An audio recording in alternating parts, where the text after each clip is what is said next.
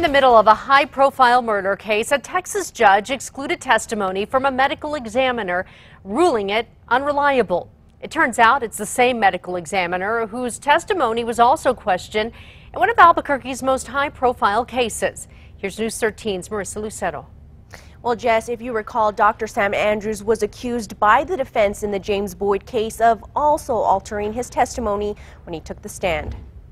I mean, I was stunned. A day before medical examiner Dr. Sam Andrews was expected to take the stand in a high-profile Texas murder case, he dropped a game-changing surprise. He had suddenly miraculously discovered how the decedent died. Brian Canchola is accused of killing his boyfriend during a fight they had back in 2015 after a night of drinking. The defense argued that when Andrews initially conducted the autopsy, he couldn't determine the exact cause of death. It wasn't based on rational fact. The judge sided with the defense, striking Andrews' testimony. When I saw this unfolding with Andrews, I contacted the attorneys representing him and said, hey, you need to look at this guy's background. David Fisher, a Texas consultant who does research for primarily defense teams in high-profile cases, says he recognized Andrews. He was the medical examiner who testified in the James Boyd case. 2 Albuquerque police officers stood trial for the murder of the homeless camper's 2014 death. What was the cause of death?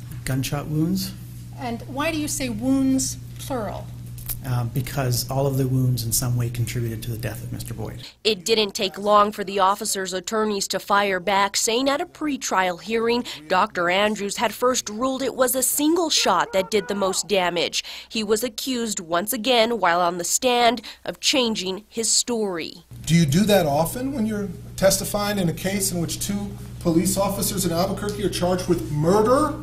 No. This guy has developed a pattern of what would be first, in your case with Boyd, as being negligent, but now it seems to be more intentional.